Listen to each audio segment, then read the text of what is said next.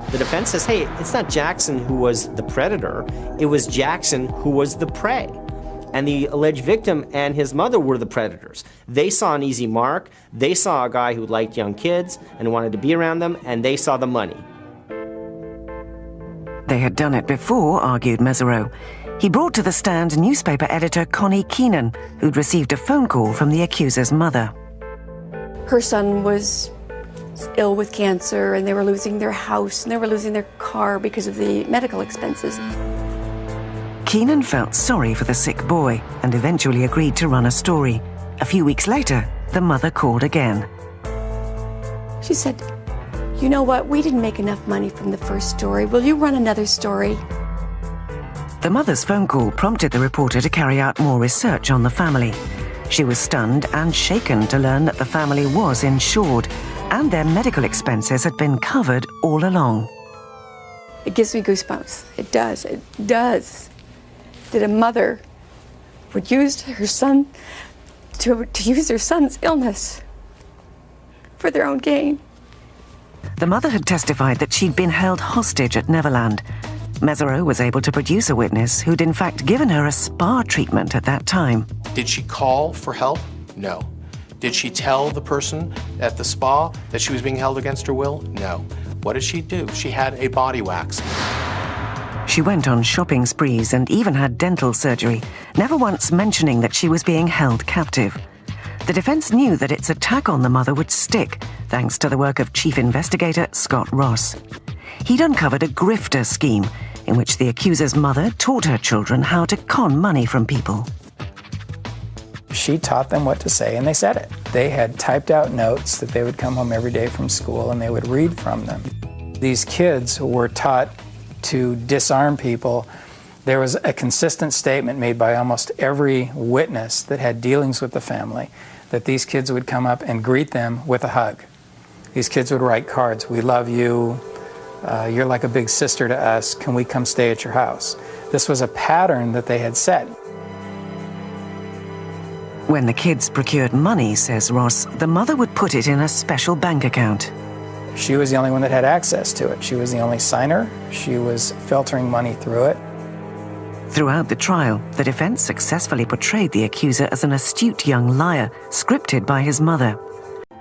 After repeated stays at Neverland, even while Michael was out of town, they began to exhibit an attitude of entitlement with Michael's staff and resources. Witnesses at the trial reported that they thought the family started conspiring to take advantage of Michael and his generosity. At first glance, the Arvizos seemed like well-intentioned, kind, fun people who had grown up in difficult circumstances in East LA and that they deserved the help they got. However, it came out at trial that the Arvizos were not as innocent as they first appeared. Trial testimony revealed that a couple years earlier, before his cancer diagnosis, Gavin was arrested for shoplifting at a JCPenney on an outing with his family. When a security guard confronted him in the parking lot, they got into an altercation, and Janet Arvizo was arrested.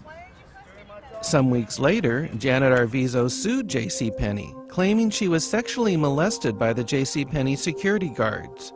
She said they twisted her nipple up to 25 times and beat her, and she offered these photos as proof. JCPenney settled out of court for $152,000. Well, there's no question that two young boys lied under oath to support their mother's claim that she'd been sexually abused by JCPenney guards. But there are many other things that we brought forward. She was arrested, brought to the police station. We obtained the booking information where she said she didn't have any need for medical attention, didn't have any injuries. We also obtained the booking photos where you didn't see a bruise on her body or a hair out of place. Subsequently, her lawyer filed a lawsuit against JCPenney and with photographs showing bruises all over her body. Later, Janet and her kids admitted under oath that her ex-husband David regularly beat her and their children, and that they had lied earlier in the JCPenney deposition. Apparently, the Arvizos were practiced in using lawyers and their children's lies for financial gain before they met Michael Jackson. The family apparently was aware of prior allegations that had been made against Michael in the past and had hinted that there was really nothing keeping them from doing something similar unless My understanding was they were very concerned and upset that they were not compensated for the Bashir documentary which had aired. So you're saying before any of these allegations were made that Michael Jackson was worried that there were going to be false allegations made? I think from what he saw of this family, I think he had come to the realization that they were probably capable of just about anything. What were you asked to do? I was asked to find out where they were, get in contact with them, let them know that I wanted to meet with them, talk to them, and get an idea of what was going on, because my understanding was all of a sudden they had just disappeared from Neverland in the middle of the night. And so are they sending the private eye out there to monitor them? It certainly wasn't to control them in any way. It was to just keep a real loose watch on who they were meeting with and what they were doing. We then decided that before this goes any further, perhaps it's time to get a sworn statement from them stating what the circumstances were, if anything ever did happen, if it didn't.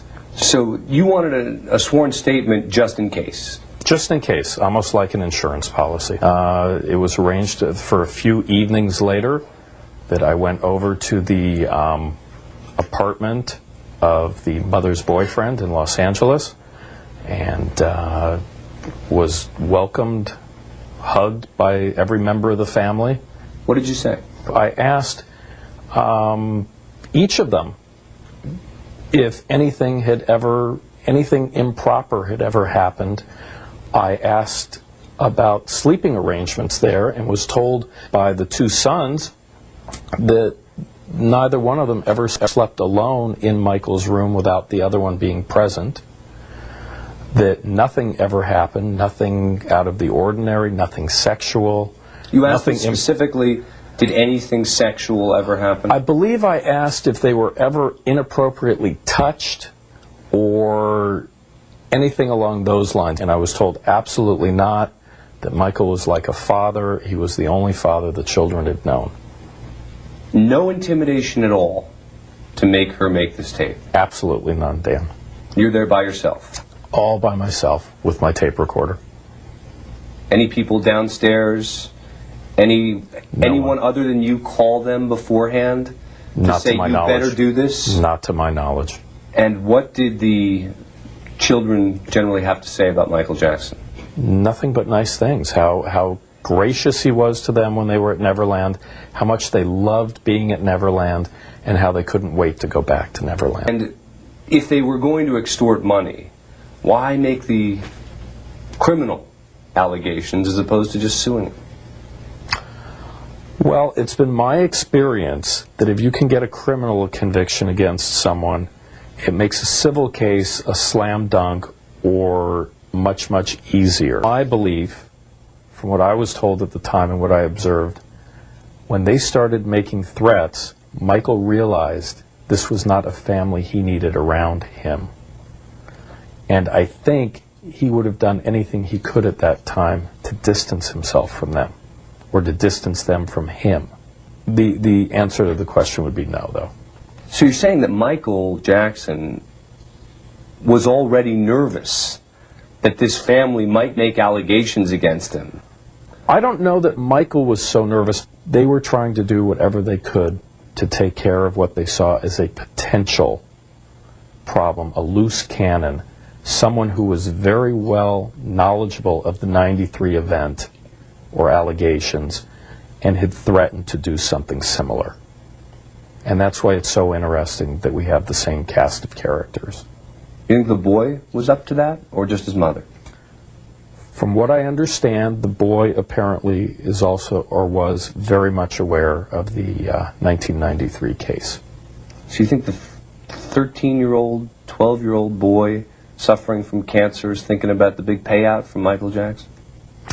I will tell you, Dan, that this family, every conversation I had with them, every meeting I had with them, any interaction with them centered around either money, fame, celebrity, and or possessions.